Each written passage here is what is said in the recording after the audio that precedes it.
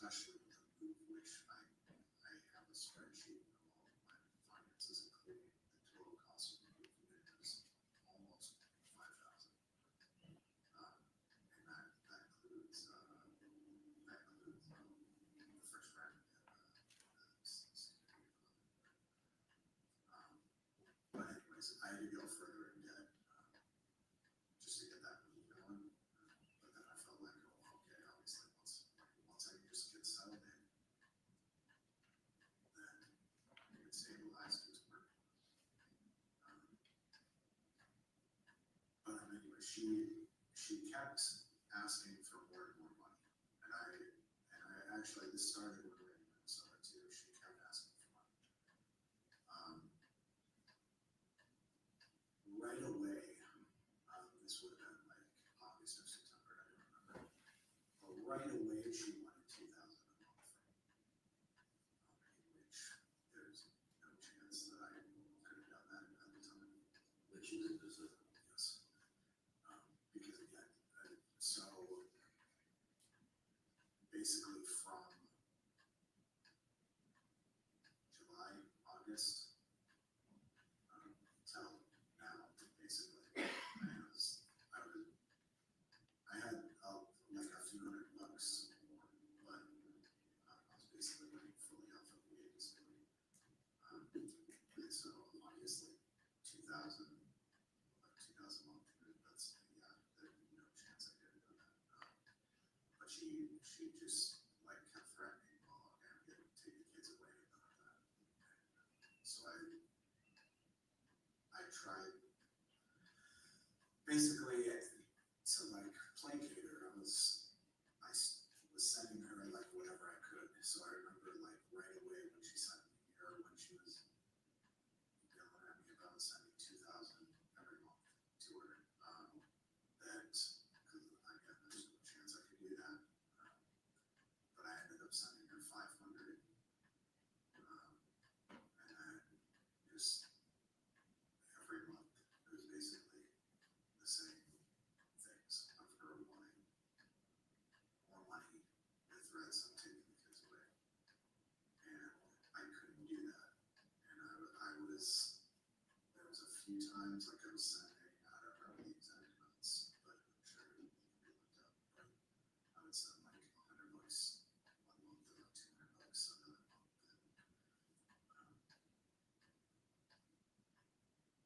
Anyways, so I guess, yeah, I forgot because I went on a tangent. I do that a lot. But because because what were we talking about? The New Hampshire? Yep, you had moved to New Hampshire on January 23rd. She began asking for 2,000 a month and then threatening me. But that was when she asked for 2,000 a month. That was August or September when we first got to Minnesota. And then you gave whatever you could. Yes. But yeah, up to New Hampshire, up to now. Once I got to New Hampshire,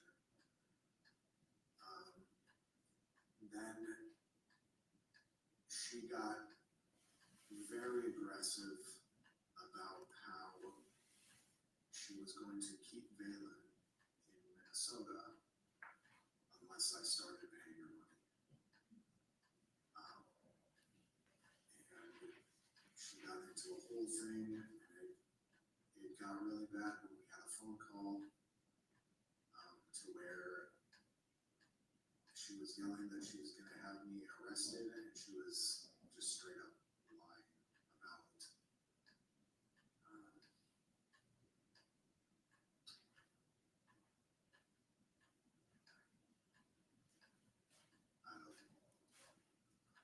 Yeah, I don't know that, but because I would like to remember exactly what our phone call was before we started guessing. But anyways, she was basically threatening to like put me in prison and take the kids away and all this stuff, and I did not bite. I just was saying I'm not gonna play these games. And the conversation just ended.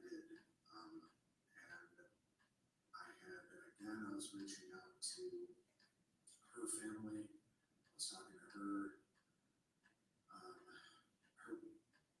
I guess a little bit more details. Her dad is her adopted dad, and he's in a different relationship, and then her mom is in a different relationship. But I kept in touch with both of them, and this is something I did the entire time. So these past year, really, I have been in contact with both of them, both families, trying to talk everything out, because my conversations with Caitlin have never go anywhere, and so I was trying to get her family to help out. But anyway, so I talked to both of their families and saying kind of what was going on. By that time, Caitlin had stopped talking to her mom altogether and told me not to talk to her mom. However, I did reach out to her mom after she threatened to arrest me, so take me as a witness. But I'd also been talking to my dad about it. But she doesn't tell anyone anything. So even when her dad tried to, he went to her where she was staying, the house that she was staying. And I was basically just trying to ask him, hey, can you check on Valen? Because I wasn't seeing Valen. So basically like, hey, Valen, okay? And he went over there, and apparently Valen was just sleeping, and then he didn't ask to see Valen. And then he just didn't push it either, because she wouldn't tell him anything. He didn't push the subject, so this is a text, but he just basically texted back to me saying, like, yeah, she just doesn't tell me anything. So he just texted me, hey, I went over there, Valen was asleep, so they didn't see her. And then I was basically saying, oh, so she didn't say anything, but like nothing was happening, and she did just have this explosive argument. And he said, no. And I'm not gonna, obviously, and the text will show what exactly his words were, but he basically just said, she doesn't tell me anything. But after I had reached back out to my Minnesota lawyer, because I was really afraid that something would start, that she would try to lie about something. I guess I'll say in general, well, again, I don't remember, like, don't quote me specifically on this, but the big thing that she was lying about on our phone call was that I had taken Ellen to New Hampshire without her permission, which is not true whatsoever. We didn't actually sign anything, which I actually did have a conversation with her about it, and I had talked to some other people, because obviously that would help. But I also felt like so many people knew the situation. It was like there were so many people that we had been talking to, and again, her dad was at this meeting that we had in October when we were kind of talking about this, and she hadn't agreed to it. So I felt like that, even without any sort of written thing, that just wouldn't hold up in court. But anyways, so and now I forgot where I was originally after that. With her. It was just the dad check on Caitlin. Think, I'm not sure when Caitlin moves to New Hampshire or comes to New Hampshire, but Yeah. I was talking about to where I was reaching out to this same Minnesota attorney that I've been talking to previously.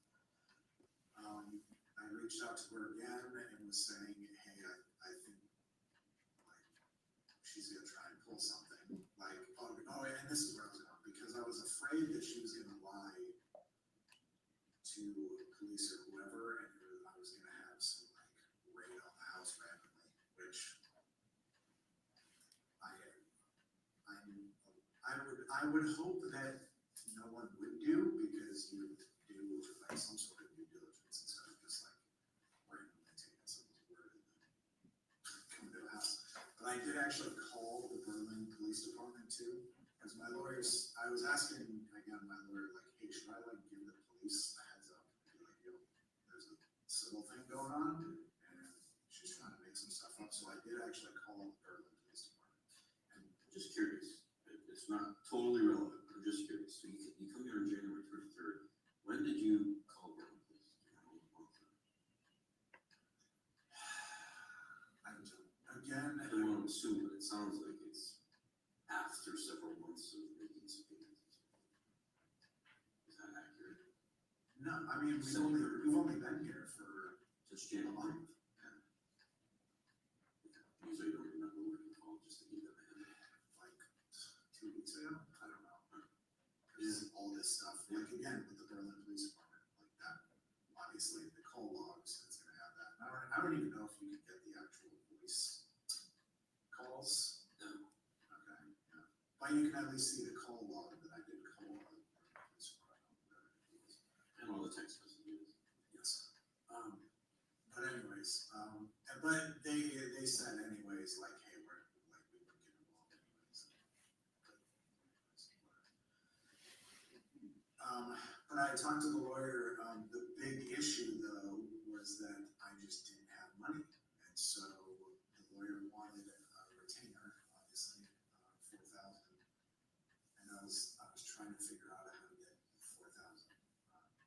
Because my thought was, okay, like this is gonna go to court, because if she's gonna refuse to bring her bail in here, like this is like whatever, continually just make up these lies, like I don't know, like she never gave me permission to take it home. I was like, well, there's no shot, like I have to figure out how to get this retainer. But then, because the move, I had, like, I got a credit card to help with the move, and so my credit was, it was done. And I tried to go to like the credit union right in Berlin, and I could apply there to try and get 4,000, and they actually denied me, and it was mainly just because of my income, because I couldn't show any income outside of the previous one. They denied me, and I was like, really, I didn't want to sell my car. I do. My car's paid off. But I did not want to sell my car, so I was really trying to figure out like how to pay for some of this stuff that's on my car. But after having conversations with like getting back to her dad saying, oh, like she didn't say anything, she's like apparently everything's just fine. Then I texted her, so again, this is on the text. And I was like, I guess part of her argument to where, again, to where this big one, to where she was like threatening to arrest me, to where she was asking for more money, but part of that too was that she wanted to put both the kids on her taxes. And all I said, and that sucks that you can't get the voice calls, but hopefully over time my word will hold some weight. But I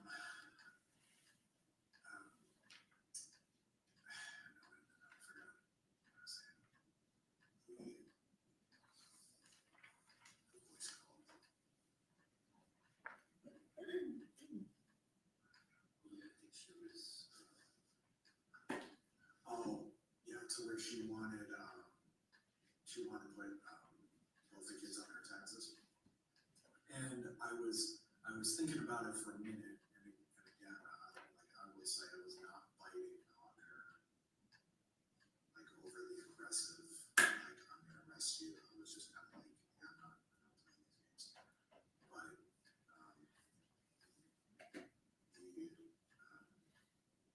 basically what she said on, I'm gonna, because that's how definitely she put it, she's going to put the kids on her taxes.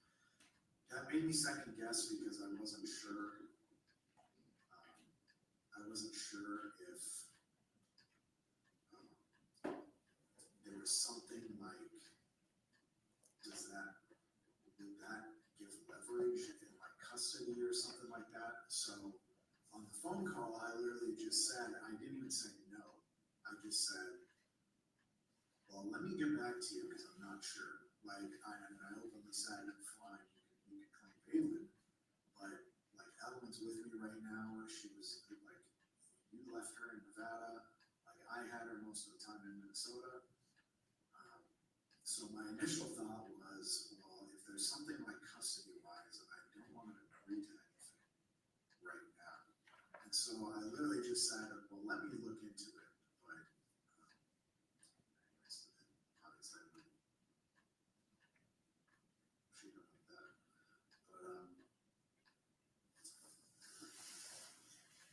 now going back to after I heard her dad telling me, oh, like she was acting like nothing different had been happening. Then I texted her saying,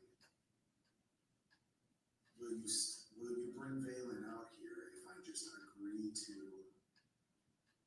you putting Ellen and Valen on your taxes? And she just simply put yes. And so then I was like, okay. So she agreed to do it. By the way, I did pay for her plane ticket. That's really, she bought, this is probably an important part of it, she bought the plane ticket already. She did. And then I Venmoed her the amount. So she texted me like the receipt, and I Venmoed her the amount for the ticket. So that obviously that'd be another part of like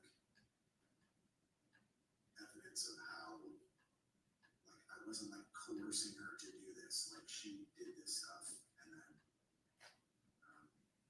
so it wasn't like, well, whatever. Yeah. Round trip, I'm just curious. Yes. So she was planning on to go back. Yes. And yes, that's important. And well, obviously, For both? you can, what's that? For both her and you, round trip. Well, I think because she's one, she doesn't need a ticket. Yeah, So I always forget that too, because it's, but anyway. So yeah. But anyways, so yeah, and again, this is all in texts. I texted her that, and this was after like a week of no contact. I basically just texted her, hey, will you still bring Valen out here if you, or if I say yes to you putting both the kids on taxes? And she just, one word, yes. So I said, okay, and then we continued to try and plan. And this was another text that is going to be very relevant, but, and yet actually I can't remember what she had texted previously. It'd be kind of useful to have this stuff, but somehow the text conversation got into like what were her plans of being here, like what was she trying to do? And I texted something along the lines of, I'm assuming that you're going to want to stay at the house for at least a few days.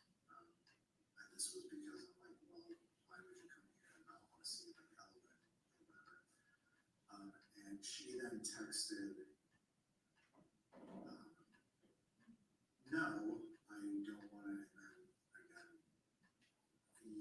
text, so I'm gonna refer to the text, so I'm not gonna be, my memory isn't gonna be perfect, but it was something along the lines of, no, I don't wanna feel trapped there at your house. And so I just said, okay, because that made it super simple for me. Like, that means that all she wants to do is just drop off Valen and leave. And I'm like, perfect. So then that was always the plan. Now, going forward to, I guess I'm gonna 27th, when she got here.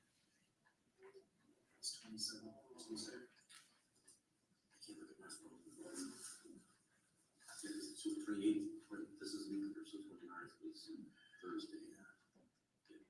So I believe Tuesday was the 27th, which was when she flew in here. She was then texting me about how, and I don't know how, I don't know how much to actually talk about because I don't know what's even relevant or what even matters. But I'll say it just in the, my thought process is like everything is relevant. But anyways, she had texted, I think on the 27th or on the 26th, so Monday or Tuesday, about how she now had to pay for transportation and food and all this stuff, and so she wanted money. And this, again, this is in texts. So my response was just, well, I don't have money to send you, and my text was basically something along the lines of, I was trying to save a couple $100, and I think I did say $200. I was trying to save $200 just for when Valen got here, and so I could get her like whatever she needs. So there's like stuff like, because the house has floorboard heaters, so stuff like I probably need to get like a barrier for the floor heaters, so she can't get in front of it. There's like stuff like that, or like food for her. So I was like, well, I wanted to try and make sure that I had $200, and I was like, I could send you $100. If that will make a difference, I will send you $100. And she did say, okay, so I sent her $100. And then, so I didn't hear anything on Tuesday, which I wasn't planning to, but then on Wednesday was supposed to be when we were meeting up for her to drop off Valen. Linda lives in Hampton, which was where, so Caitlin flew into Boston. I'm assuming Brenda picked her up from the airport. I don't actually know. But I'm assuming she picked her up from the airport in Boston and then brought her to Hampton.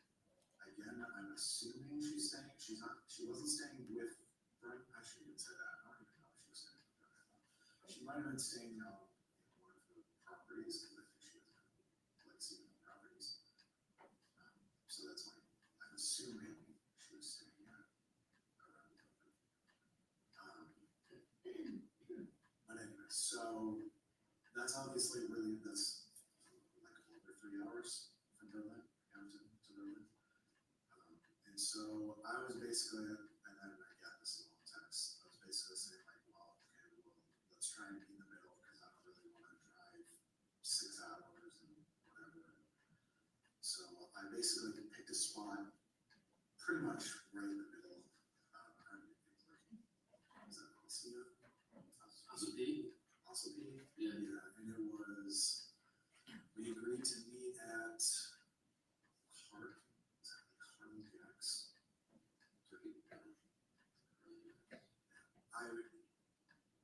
We're a ways from there, but yeah, we can figure it out. Yeah, it was just like it's not just a restaurant, that was like right on 16. Okay. Because obviously that's what I was trying to be like, well, okay, let's try and meet somewhere in the middle, so it was like an hour and a half drive for both of us. So then, but I was texting her, like, trying to get her questions of like, well, okay, so Brenda's driving you there, and then she said that Brenda was just dropping her off. And then that made me text like, well, okay, and again, these are in the text. To where I then was asking like, well, okay, is she picking you up afterwards? And she just never responded to that.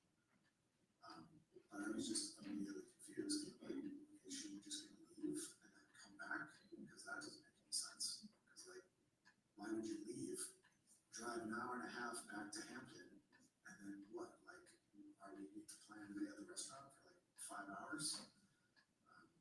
No. But anyways, but she never responded to that. I got there. She then texted that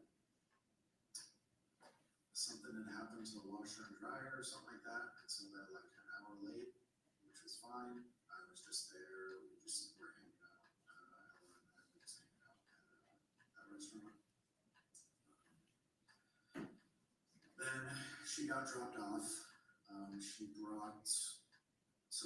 She called me to come outside when she got dropped off, so I never even saw Brenda. She just got dropped off, and I came out to the front of the restaurant.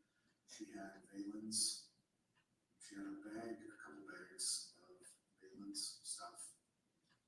And she said, hey, here's this stuff, like basically saying she didn't want to bring it inside, so I should just take it and put it in the trunk. So it's like, grab the stuff and put it in the trunk, and then we went inside and just ate. And obviously, I hadn't seen Valen in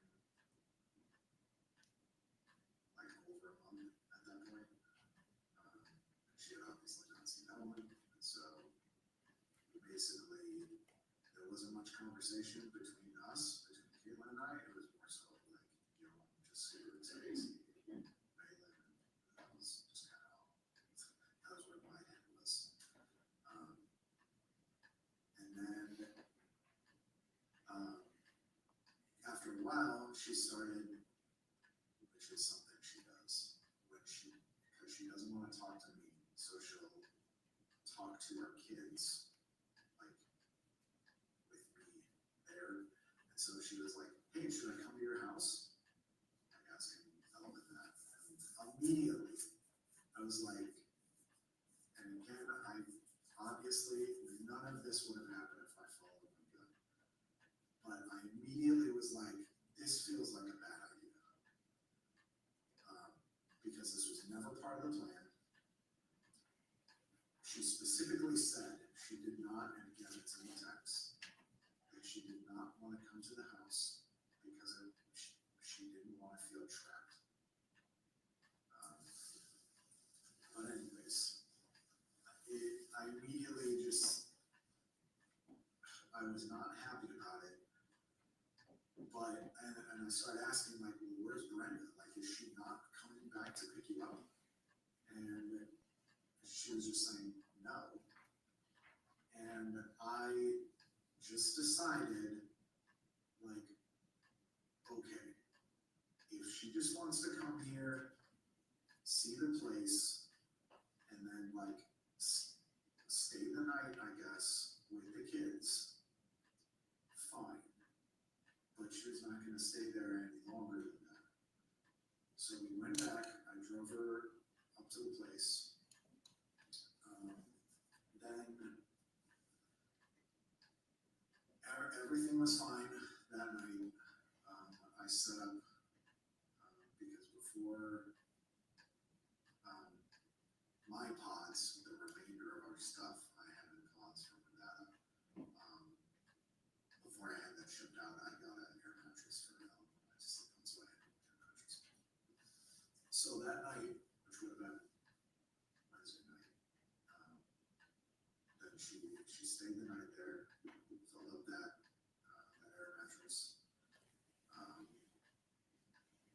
everything was fine. Again, we didn't talk much. It was just like, again, I was just happy to have Valen there. And what I would assume is that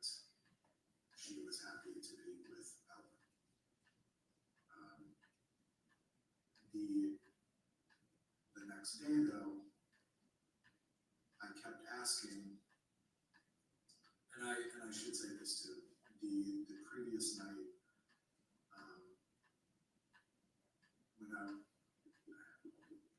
when I was saying like,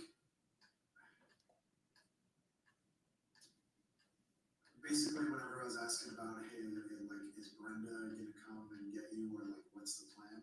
She would never answer that question. And so that night,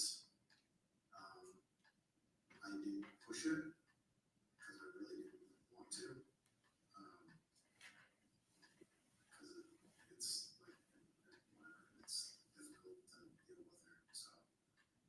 I just let the night be, and then the following day, I started asking her, hey, when's Brenda coming to pick you up? And she was, at first, just refusing to answer. Like, she wouldn't do anything. She would just go into the kids' room and just like play with the kids. And so I was really, literally like standing at the door, like, is Brenda picking you up? Like, what are you doing? And she just wouldn't answer. And I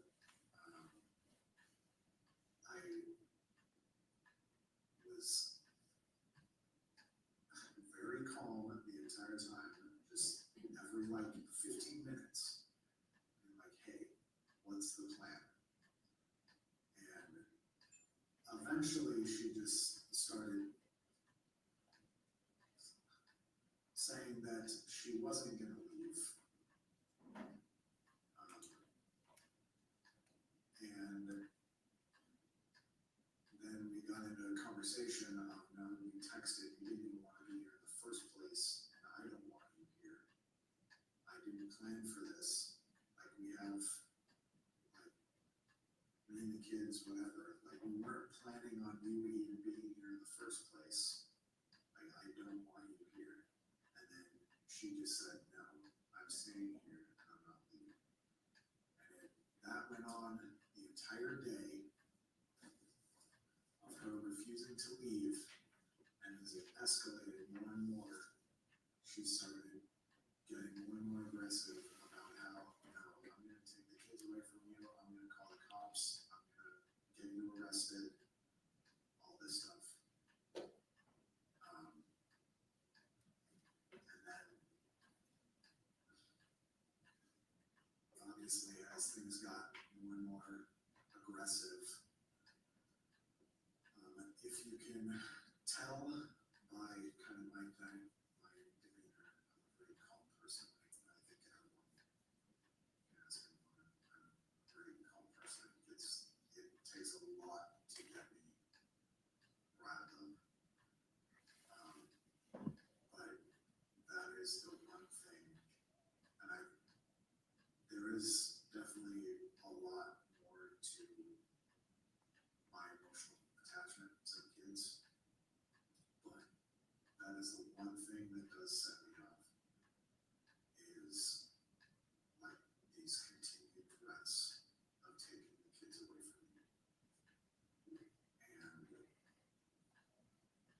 And it was just getting to the point to where just the entire day of me trying to be like, you cannot be here, call Brenda, and I didn't have Brenda's number.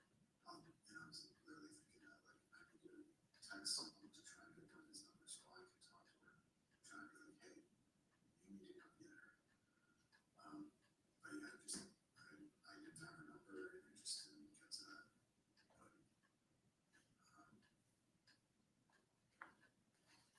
yeah, it just got to the point to where she kept doing that. And then, I guess for what obviously we're all here about, there was probably a good half an hour up to where she grabbed Elowen. I was not letting Elowen go. I had taken Valen and put her in her car seat and was like, no, we need to go. And I was like, I don't even care if Brenda comes here or not. Like, I will drive you 3 hours down to Hampton. I do not care. But we're gonna leave. We cannot remain.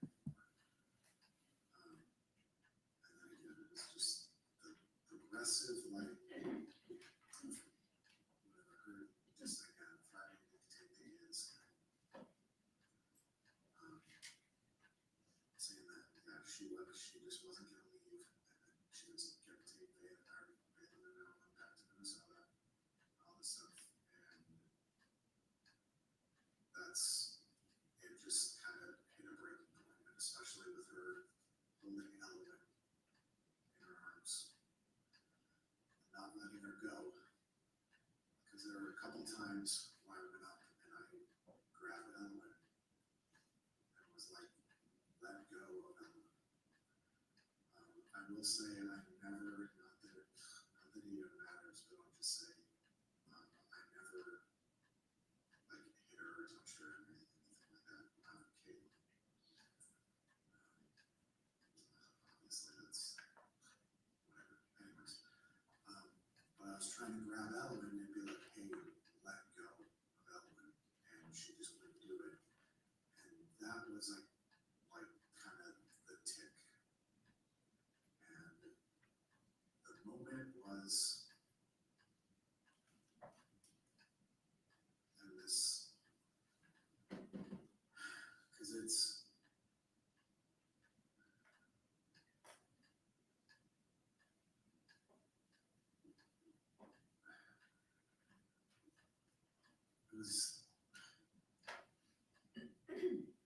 I don't even know, I don't even know if it was like training or not, but it was definitely very deliberate and fast. It was like the line had been crossed and my mind was just like snapped.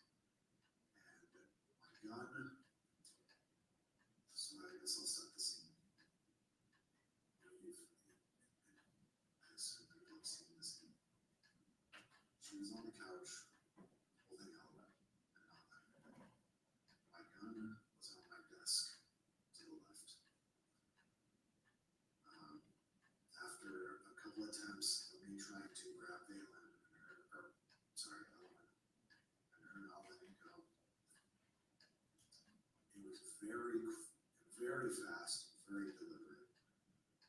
I went, grabbed the gun. I'm someone who does not keep a gun chambered, but it was just very quick. I just like grabbed it, chambered it, grabbed Ellen, pulled her back, and shot. It was very immediate. Obviously, what's big in my head is Ellen yelling. I really hope, and I don't think she saw anything. She definitely heard it, obviously, and I had conversations with her.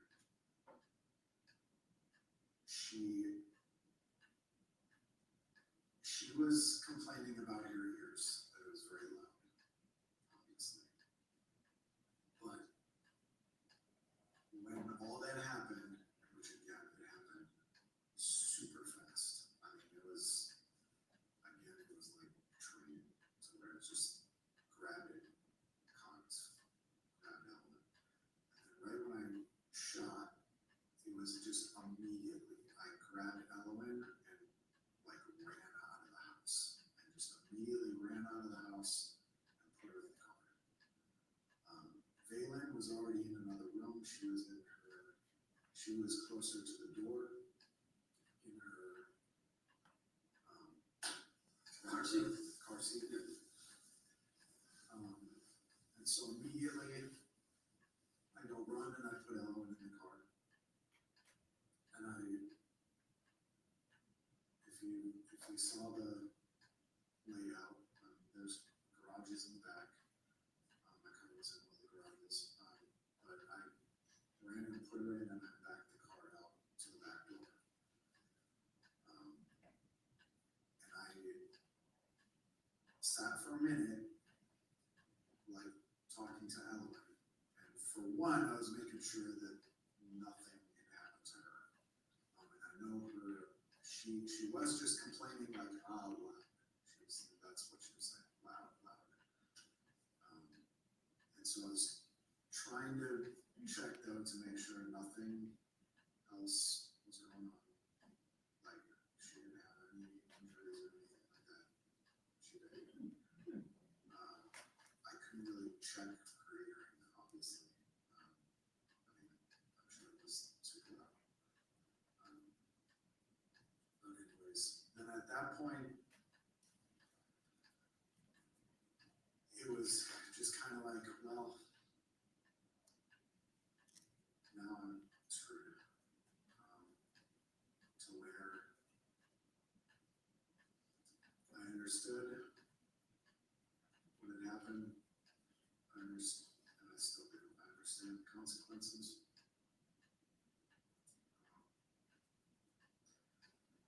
But anyways, in that moment, again, I'm just a very calm person, and actually I do, when I do my best is under stress. And so I felt like I had a very clear head, and I was like, well,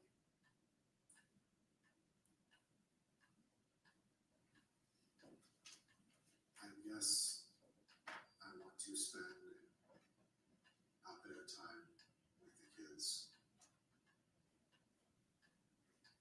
before I have to be here. So what I did was I went through the house, kind of grabbed clothes, some food, water, stuff like that, loaded up. Obviously, it's what's in my car right now. I loaded that up and left. I don't know time frame. I couldn't say. I don't know how fast that was. Fairly fast. I got the kids in the car. We left. I drove for a little bit just to get out of the area because I figured someone heard something, maybe. But anyways, I just wanted to get out of the area and then just talk to Ellen. Because Valen was fine, she was in another room, but I had them just kind of sat down with Ellen. I was kind of being like, kind of talking her through, like, what happened. I was trying to ask her, like, hey, what happened? What did you see? And for her, she was just saying it was loud.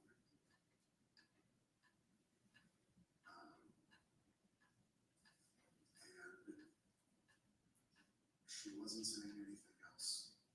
And so that was kind of my biggest thing of like,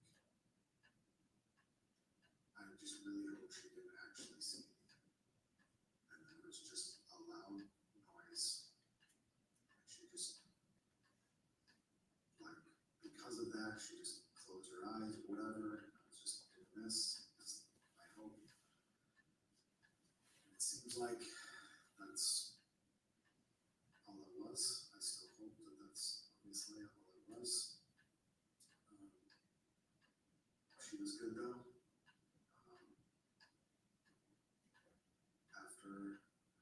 So anyways, I checked on her after driving a little bit, just basically out of Berlin.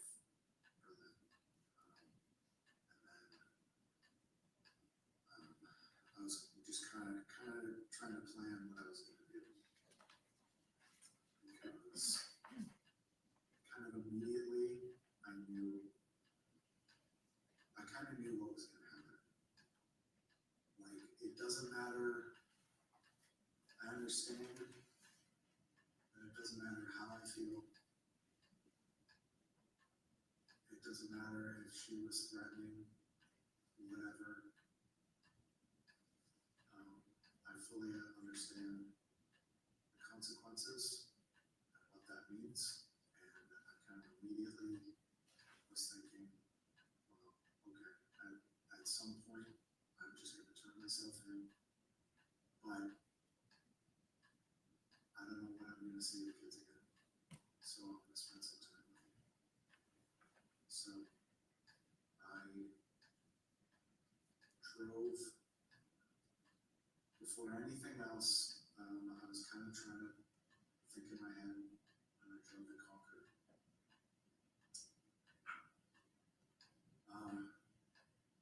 Once I got to Concord, then I kind of sat with Alan and Valen again, and at that point, they were both good. They were happy.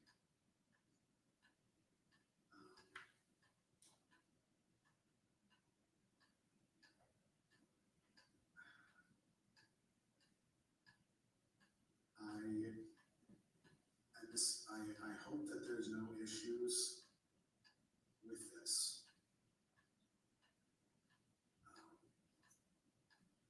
And there really shouldn't be. I'm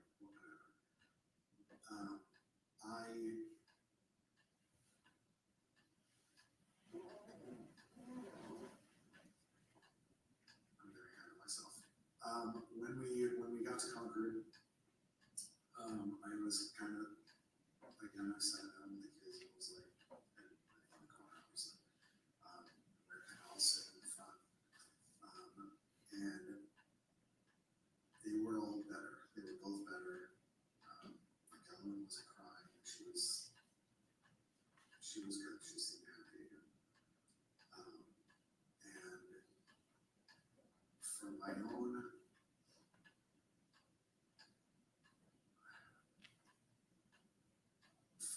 like, hey, I just want to record something while we're here. So I did take out my phone and I just recorded us. Basically, I was just saying I love you to the kids. And Ellen said it back, and she was saying it to Valen. And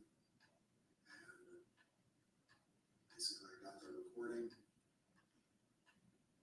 And I decided I'm going to tell someone, because there maybe is a possibility that no one heard anything at the house, or nothing happened, or like, yeah, like no one heard anything or whatever. Anyways, I decided I was going to call my mom. And so I sent her the video of the girls in the car. And then I immediately called and told her what had happened. She was obviously distraught.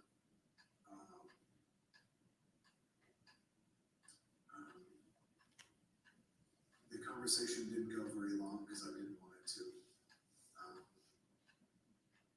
Obviously, as a mom is, she's trying to be supportive, but there's not. Obviously, there's whatever. Anyways,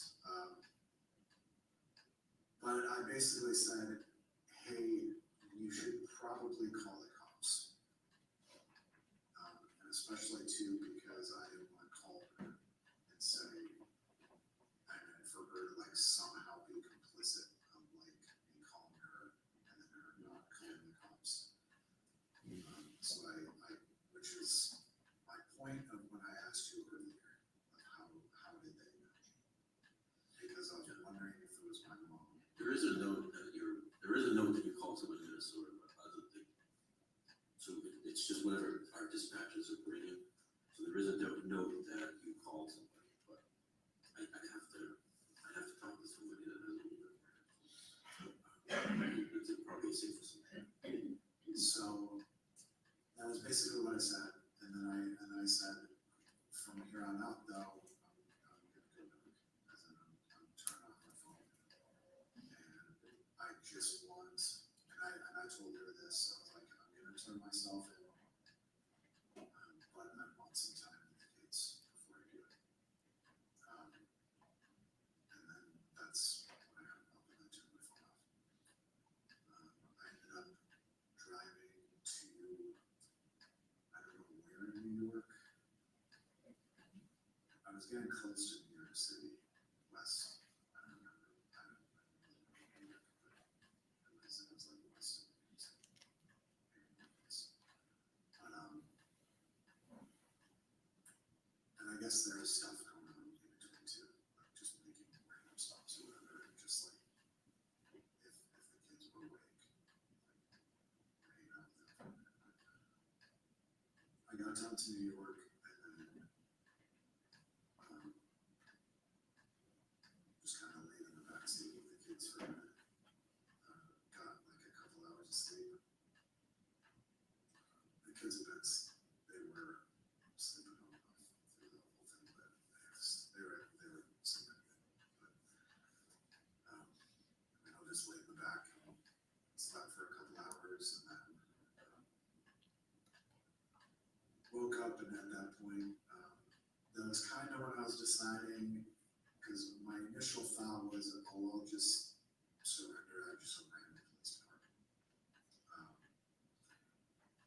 But then I kind of decided, you know what, I should probably do it in New Hampshire instead of just randomly, like, wherever, New York or whatever.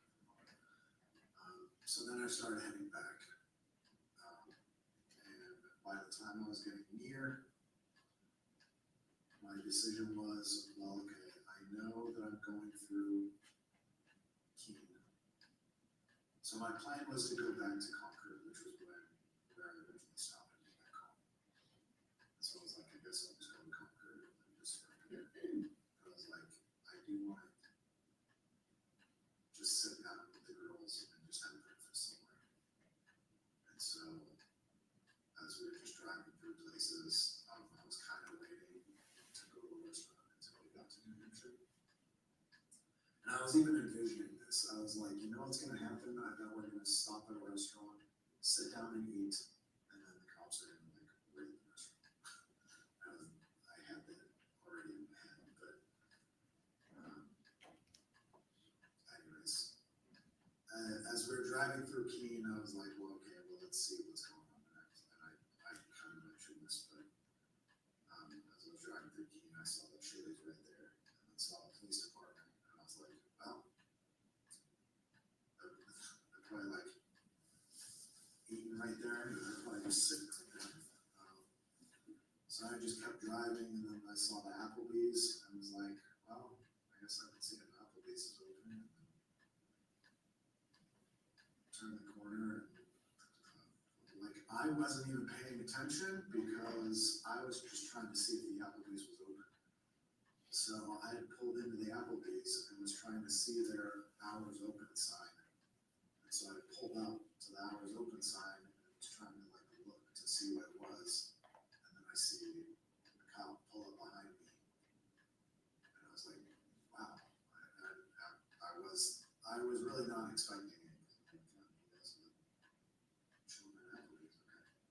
But I pulled up.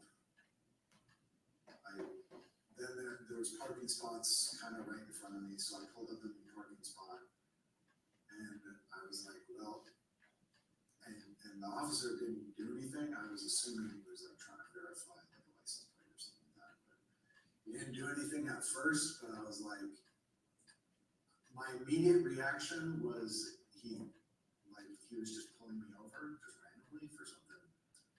But then I was like, well, he's gonna run my plates, and there's probably something out there, so something's gonna happen. So I immediately, and the girls were both asleep in the back seat, and so I immediately was just like, fuck, like I'm not even gonna give the hug. And I wanted to, but I was like, I can't move because this was the exact situation I didn't want to be in. Because I didn't want something crazy to happen. Like I didn't want whatever, someone shooting or something happening with the kids right there. And so basically I just sat there and I turned and I was like trying to talk to Ellen. But then immediately came out, like obviously with that yelling at me, putting my hands up, and I mean obviously I wasn't gonna fight or anything. It just really sucked that I just couldn't even like hug the kids. So that was like the big thing that was just in my head. And then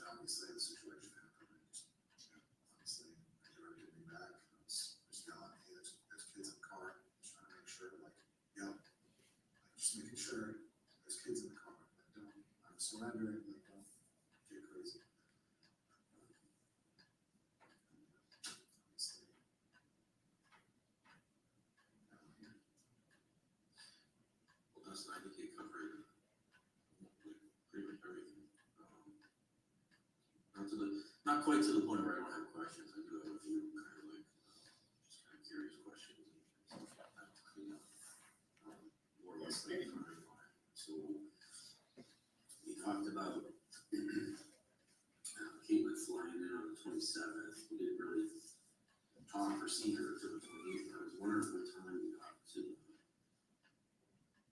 what time you got to the restaurant, possibly. She might have got to the restaurant, possibly. Again, you can verify through text, because they are in text. I probably got there at 4:30. And again, the text was saying what the restaurant was too. I think it was called Harley Jack's. But anyways, I got there right around 4:30. I don't know exactly what time she got there, but she called. She got there, and she called and just said, "Hey, come out," because she had that suitcase For it was in between 5 and 6, so probably. Well, yeah, I was gonna say probably somewhere around 5:30.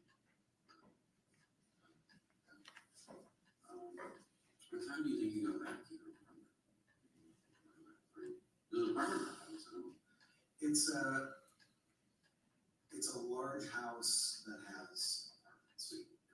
So I don't know if you saw it. I absolutely, but so I just had the first floor of this house that has 3 floors. What time do you think you got back? That one I have no idea, because we were at the restaurant for a bit.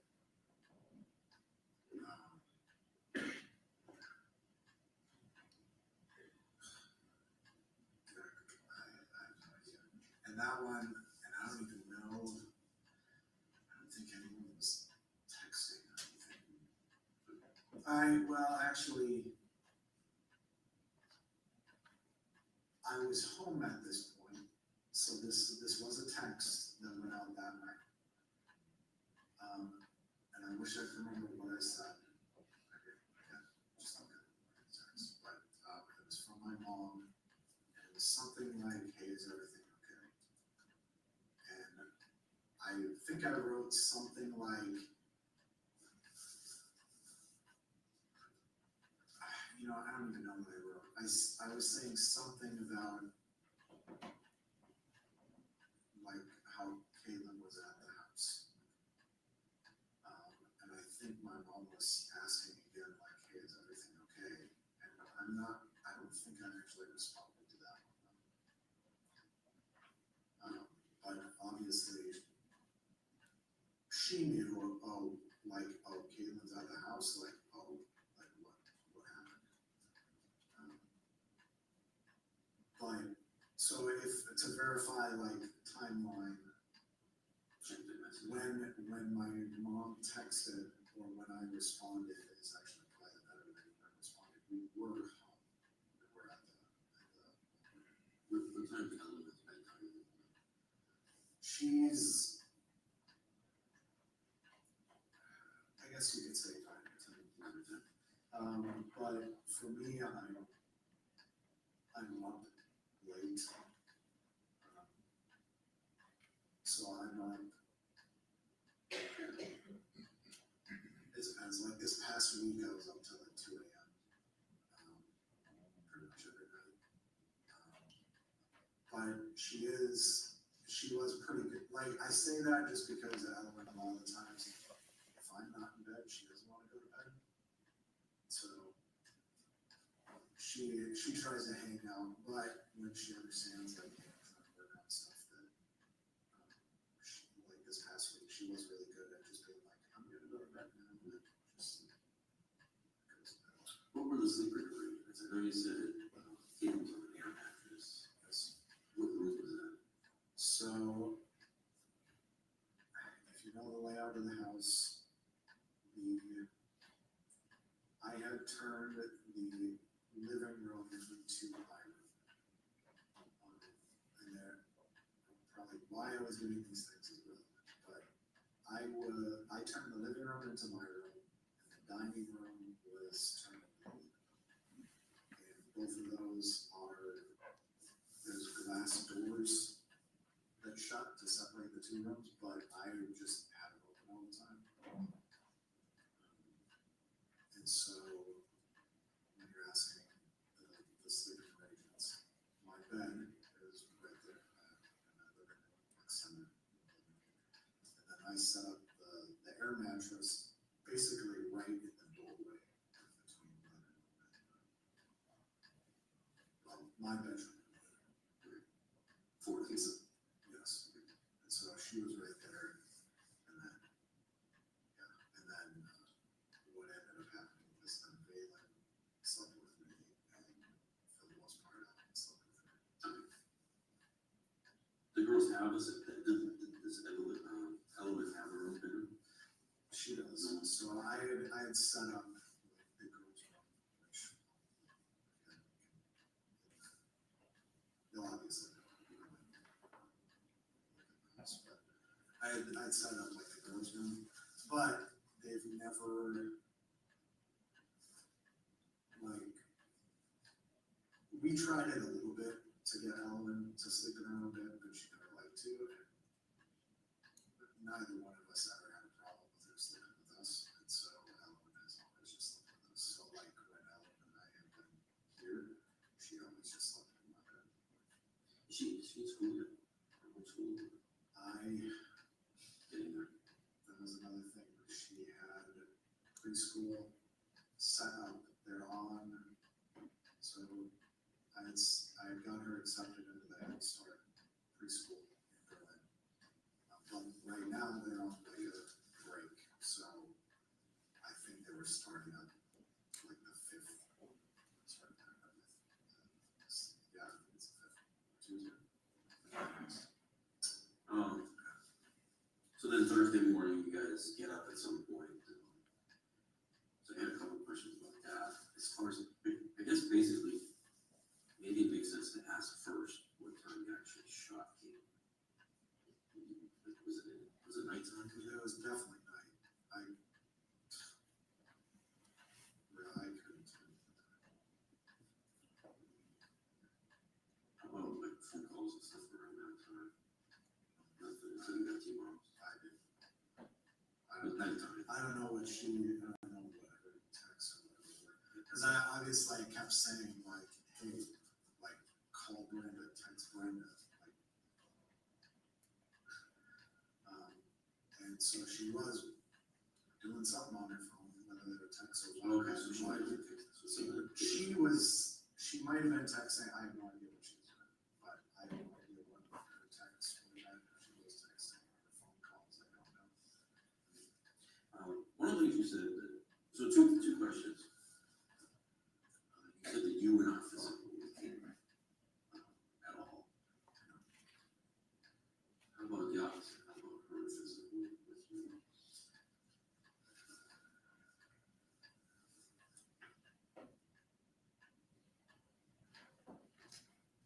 I guess I haven't thought about it. I wouldn't. Don't quote me, but right now I'm gonna say I do not recall. And I'm only saying that because it probably wouldn't really register if she did ever hit me. I can say even if she did, it would have been like very rarely. Fair to say. To where I wouldn't even remember it. Right. But I'm just saying that because I probably wouldn't even register it. Look, I was thinking of that in my head, to where I don't even remember what was going on. I remember this was in Nevada, but she was really angry about something, and I don't remember what it was. I haven't seen her in that case. Is she taller than you, bigger than No, you, shorter? she's very small, 5 foot. Would it be fair to say that if she did like physically assault you, and obviously you don't recall any injuries, but any major type injuries? One of the things you mentioned was that she was getting aggressive on the 29th. So you were asking her about Brenda coming to pick her up. She really wasn't answering that question most of the day. She finally got to the point where she's saying she's not going to leave, and then and this is one of the things that kind of popped out of my head, is that she's now saying, that she's making those threats about taking the kids away. So threatening to take the kids away, for the most part, was over the phone.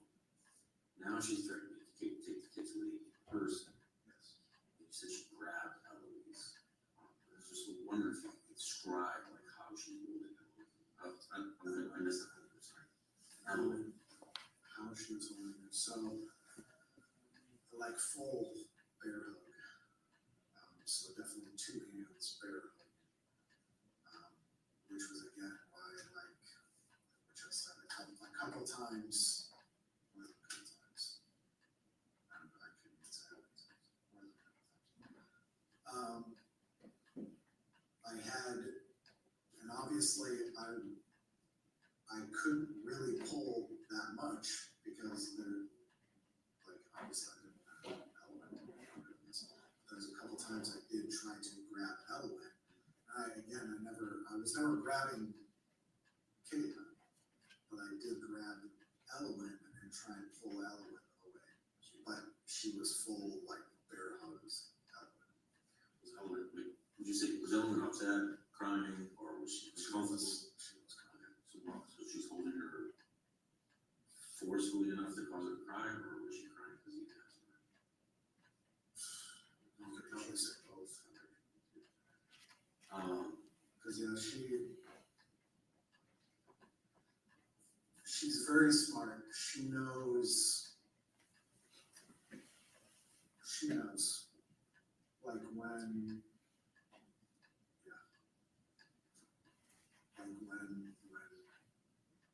whatever, like in that situation, I should say this for the record too. During that entire conversation, I might have yelled once, but I think that entire night, I probably only yelled once. But anyways, I was gonna say Eloise knows when something's going on. Yeah, so it was probably a combination of both of us. You did say that Caitlin was becoming aggressive, and this obviously holding Eloise is a step towards that. She's threatening to take the kids away, like threatening you with calling the police, threatening to take the kids away. She threatened to hurt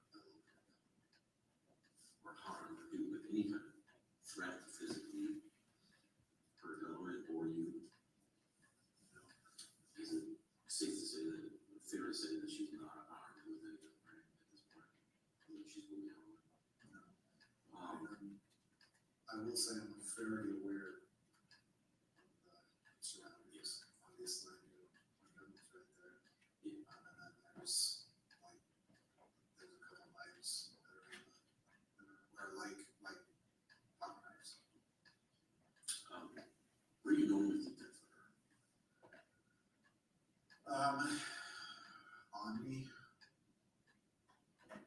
Very much. Since I've met him, so for the past month. In a holster? Or? I guess it depends on what I'm doing. Like, if I'm in the car, I guess you would probably ask me about the house. I do have a little handgun safe that's up on, it's still there. It's up on the safe. It's in a closet in the front room. I'm pretty sure it's still there. It should still be there. It's in the front room closet, which is where I was storing stuff on the top shelf. So I'm gonna guess that's what you're referring to because my kids get to it. No, that's in the back of my head, but that's not really what I'm referring to. I'm just curious if it was in a holster on the desk or if it was just on the desk. At that moment, it was just on the desk. Any other firearms in those? Do you want to do anything?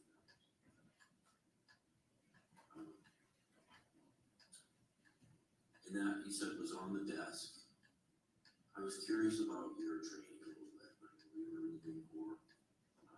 assuming your disability has something to do with, it's through the VA, so like PTSD or something similar.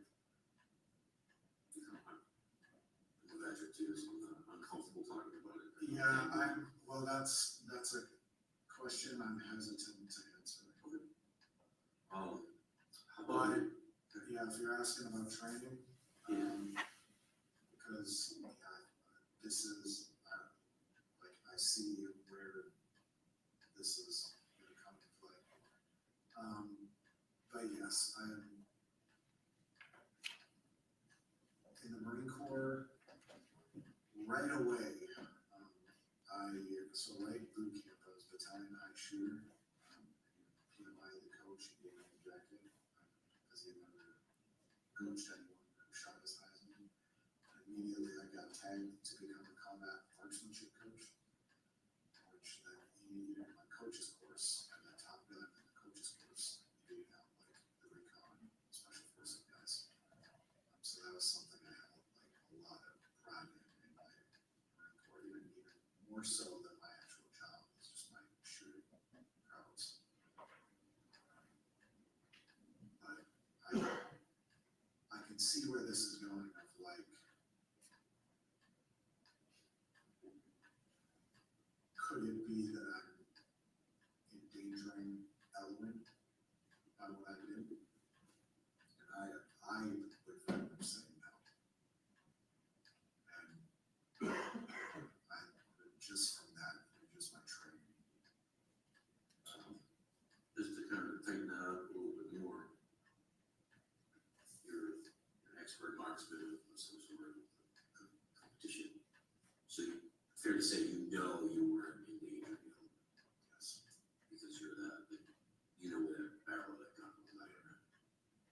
Where was that? I'm very, like, obviously that's, and again, like I said, when everything was so fast, it really was like training just obviously, you know, it was instant, like everything happened probably in a couple seconds of me like grabbing the cockpit. Yeah. Like it was very fast, but it was, I guess, what were you asking now? So I want to just, now I have another question. Training you're talking about is marksmanship training, not like specifically hostile. Because that's what was my first thought was you trying to remove element from a harmful situation. Yes. So you have training like hostage type scenarios, or is this more of a marksman training that you're referring to? Well, it would be just from we would have done that in the coach's course as well. So, yes. You know exactly, I don't want to put words in your mouth and I don't want to assume anything, but I'm guessing. Is it fair to say you know exactly where you saw Shark Caitlin? I have a very good idea, yes. Where was that?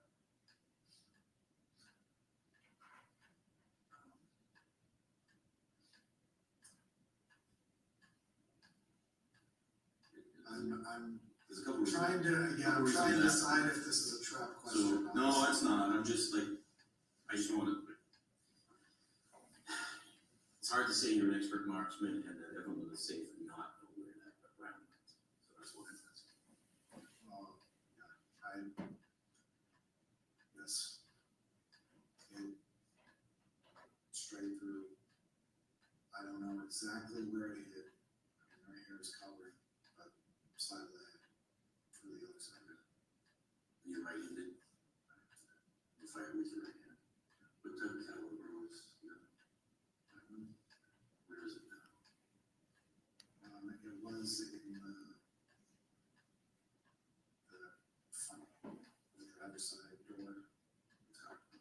Any other guns in the car? I He did. thought there was, sorry. No, there's no other guns in there. And I did tell them though, like immediately, like when they were getting me, I was saying, you know, there's, I was already out of the car at this point, but I'm saying, hey, there's a pistol in the driver's side door with a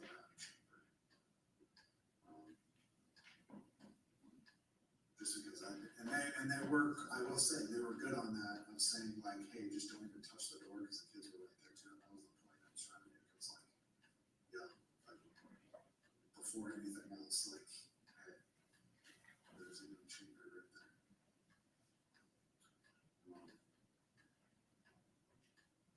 Do you have any injuries on you at all, or any,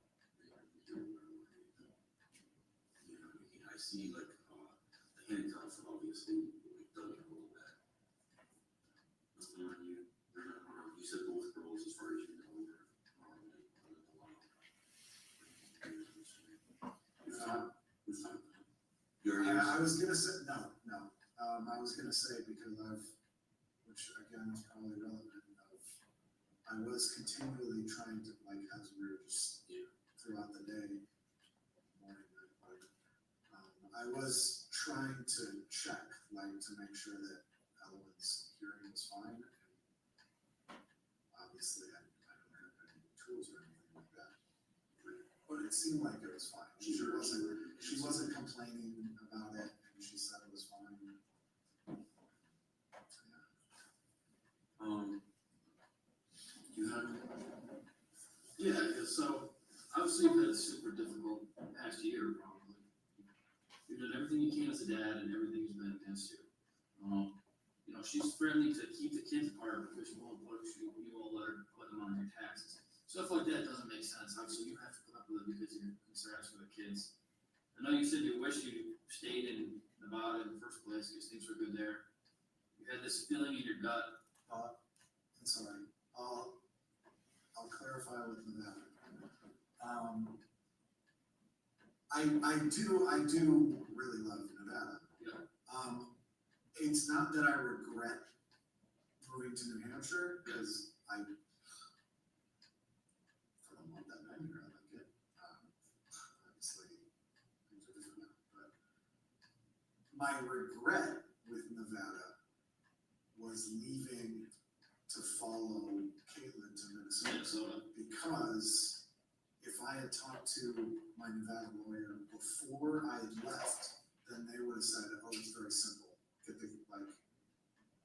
She took the kid out of state. File your paperwork or whatever you have to do. Yeah, like, very easy, the kid's going back to Nevada.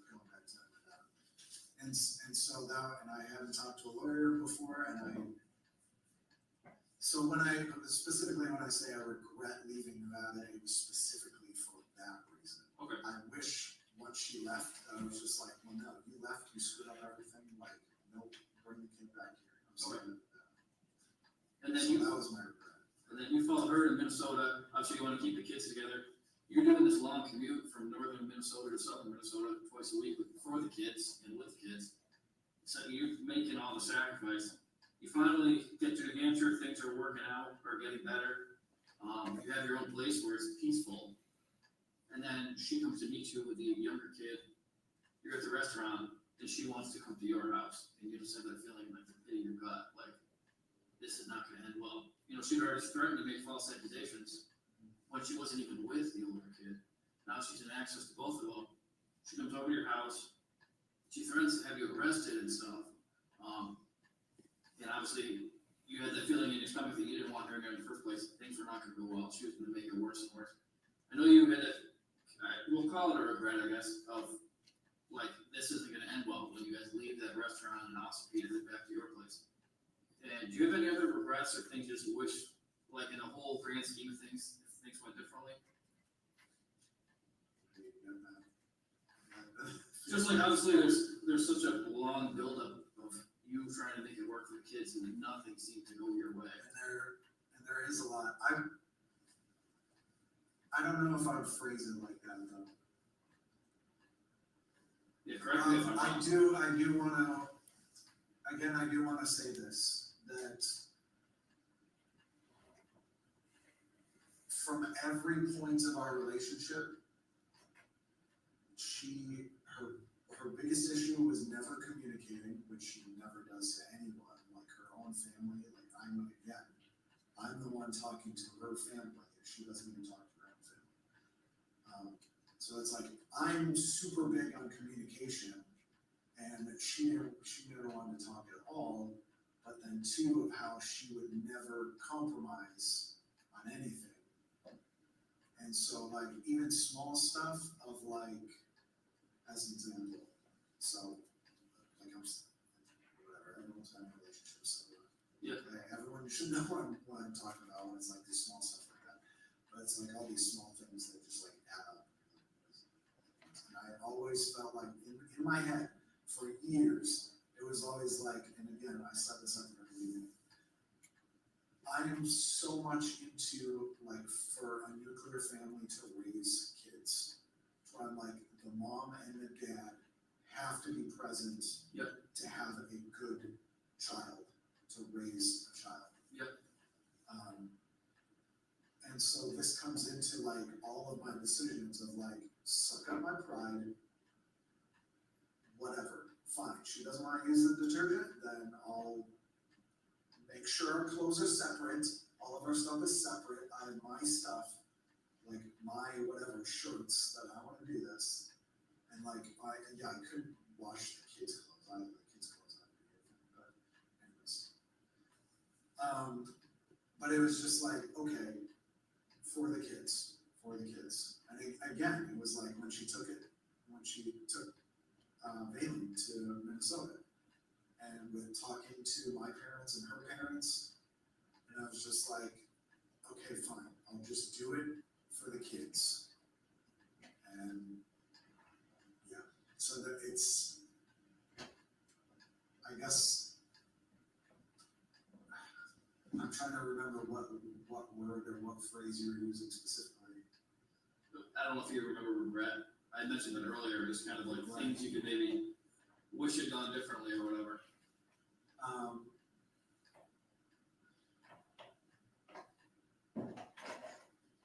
It sounds like I mean, immediately, like, again, my immediate regret is leaving Nevada. Yep. Because I should have just stayed there, got the lawyer, and then the kid would have been back, and then obviously that brings up that whole situation of the mom took the kid out of state. Yeah. Like, that looks terrible, and we probably would have just right then and there gone through like a custody case. Yep. And it would have, at the very least, it would have benefited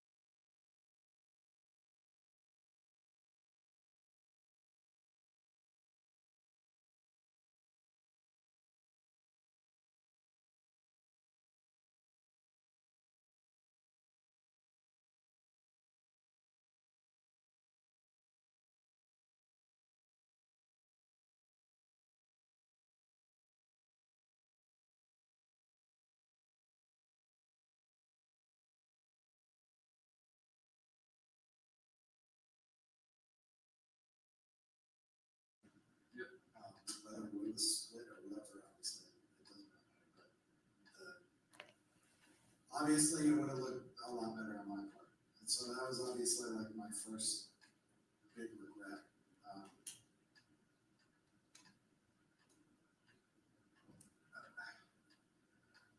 I don't know, I feel like you're trying to get something out.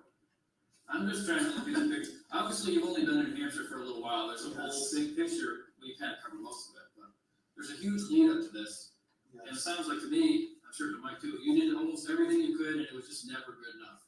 You couldn't send, your money wasn't enough, you followed to Minnesota, but things don't work out there.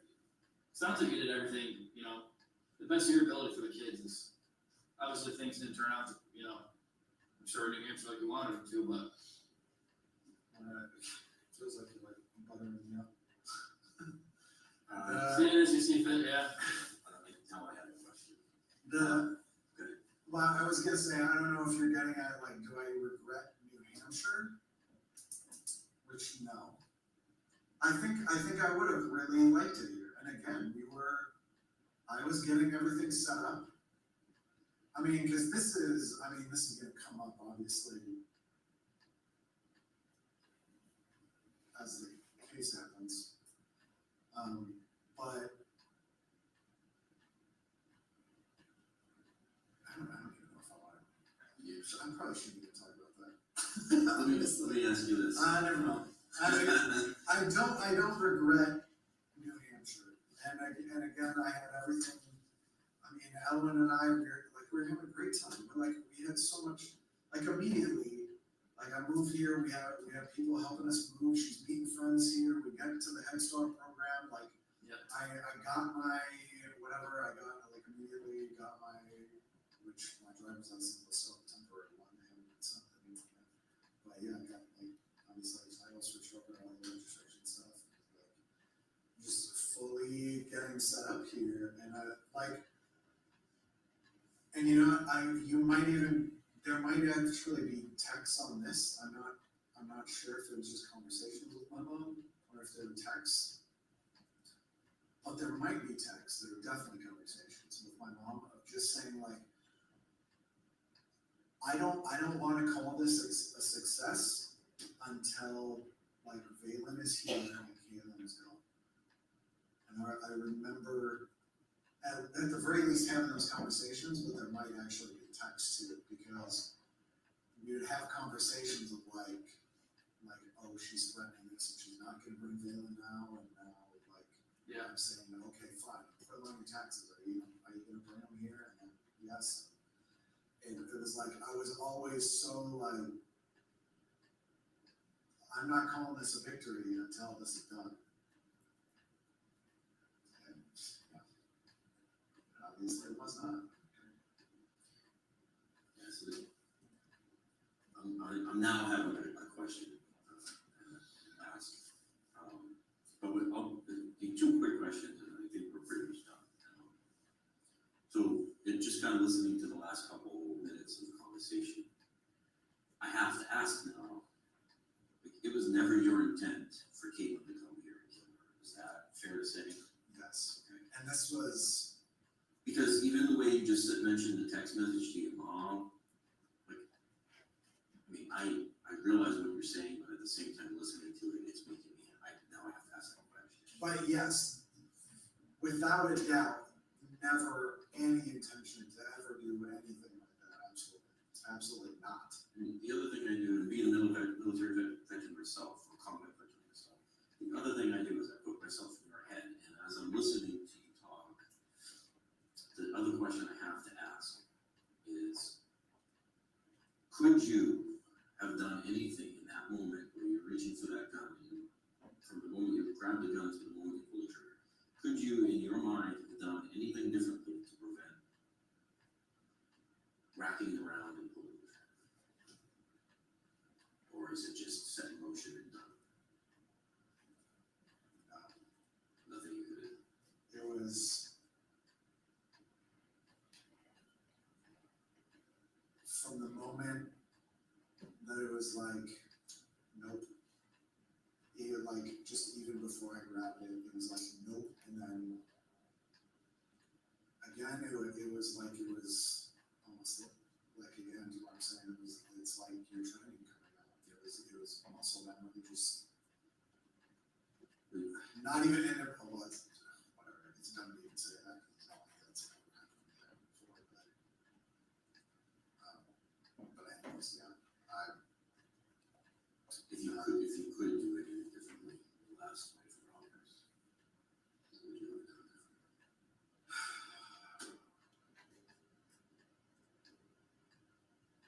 not let her go to the house.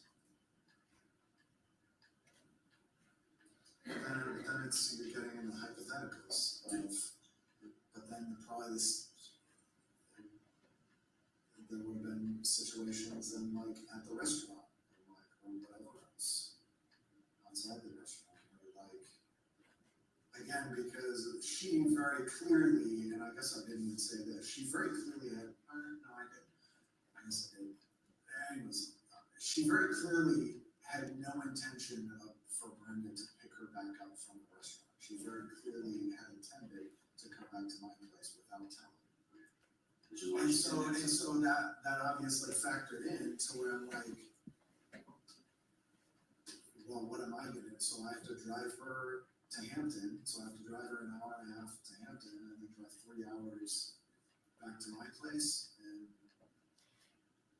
I don't know. And I get, you know what, because I have to call it out, like, are you getting at, do I regret shooting her? Well, this is your opportunity to say if you do or not. So if you want to address that too, yeah, please do. I don't know if I want to. You knew she was basically your training and everything else in March, but you knew she was dead pretty instantly, I would imagine. For sure. So I'm done with questions. I'm gonna have to look at the time, but I want to end the recording. Do you have anything else that you wanted to add before we wrap up?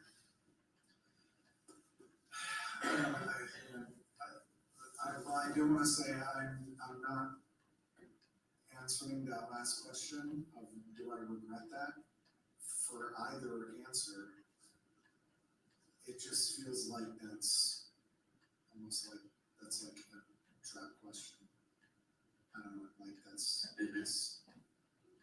It's your choice to answer or not. I'm not trying to treat you pretty fairly and let you answer whether you want to answer or don't want to answer. And if you don't want to answer, please don't feel like we're trying to get something out of you that you don't want to give us. I guess just to end it,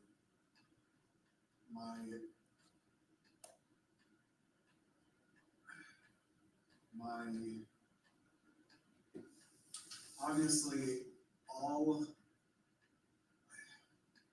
you know what, if I could talk more, I'll say it.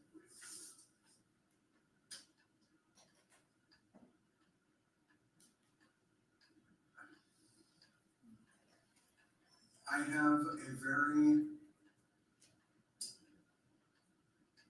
you know, I'll say this because you asked this already, and this is probably, I don't know, you know what, okay. Answer it, and you can answer this first. Can you even look up what my disability is? Can that even get brought up on court? There's a way to do it.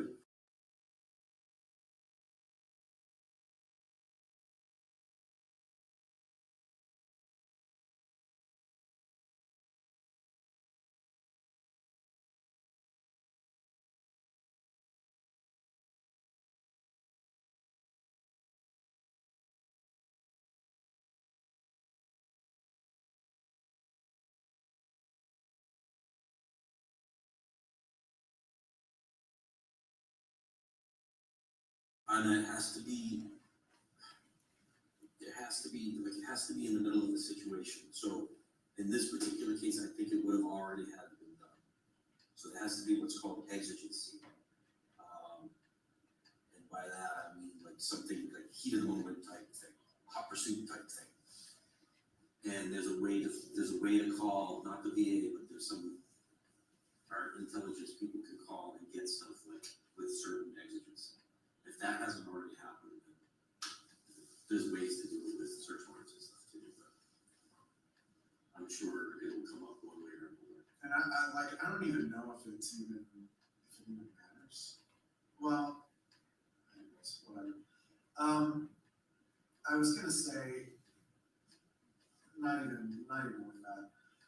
I was just gonna say that,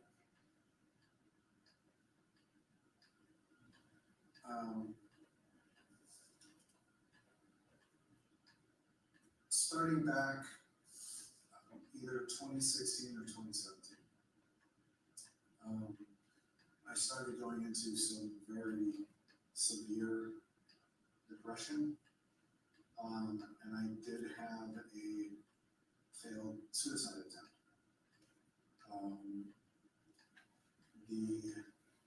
This was in November. This was before I met the kid.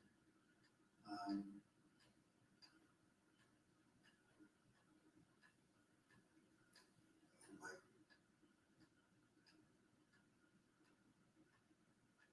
so there was a lot of me trying to find.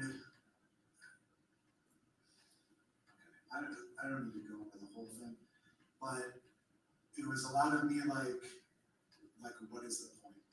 Like there's no purpose for me to live anymore. And that was kind of where I was at when I was in this severe.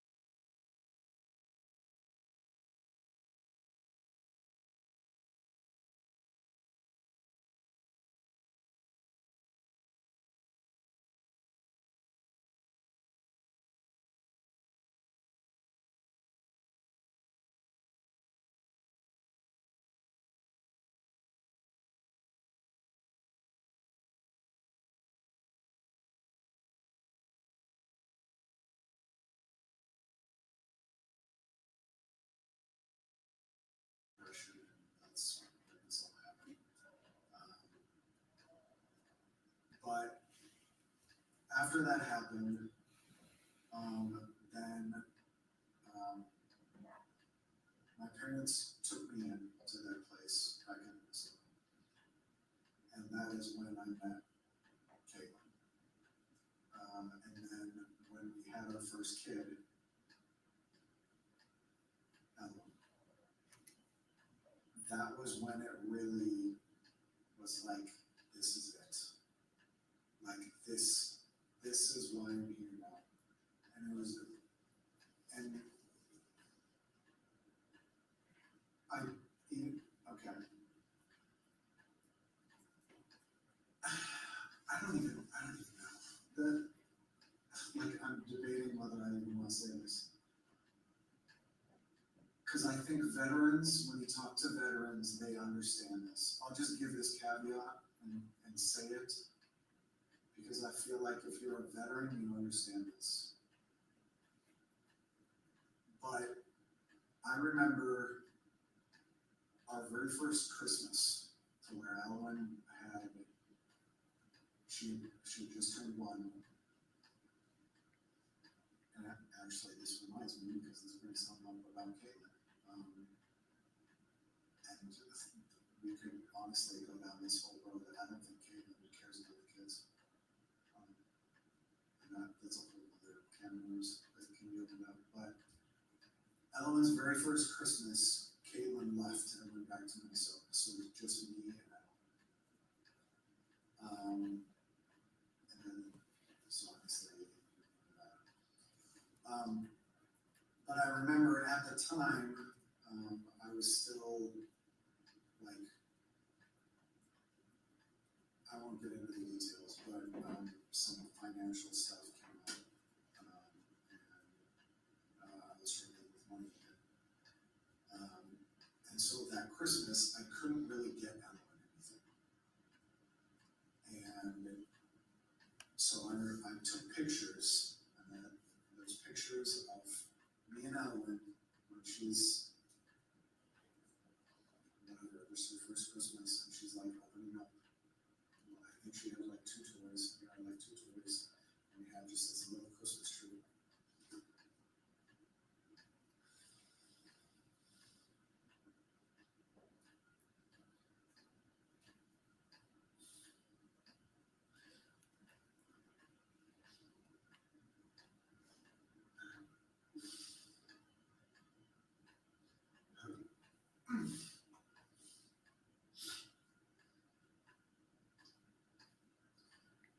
I remember being so sad that I couldn't get her more.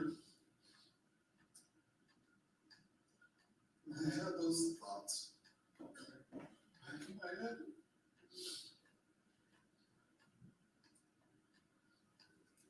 But because Ellen was there, and she was so happy, that was like my life turning point, to where those thoughts ended permanently, and everything was just for her. It was like that was, and I said this at the beginning, to where I have such a strong connection with Ellen just from like that moment, that was the turning point moment in my life. That I was like, those thoughts are just gone now, forever. And they aren't, they are forever gone. Even like, I get it now. It's like there was no, it never even came into my head that I would try to kill myself. Like that didn't even be a possibility.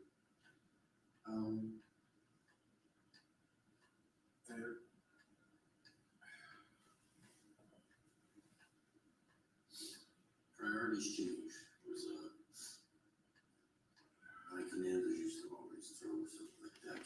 Priorities change, and it actually applies to pretty much everything, especially when you have kids.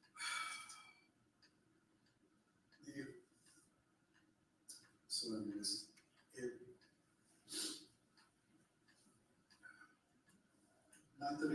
justifies anything. But it's like.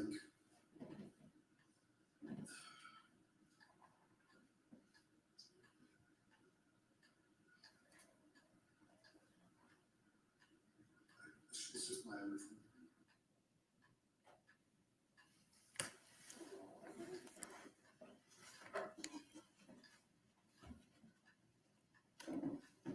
I have no other questions for Sort of Fluff. Okay. Members of the jury, I realize that was a long video, but we'll take the mid-afternoon break now. It's currently 3:05. We'll resume in 15 minutes. Okay, we'll resume in 15 minutes, resume at 3:20. Again, please do not discuss the case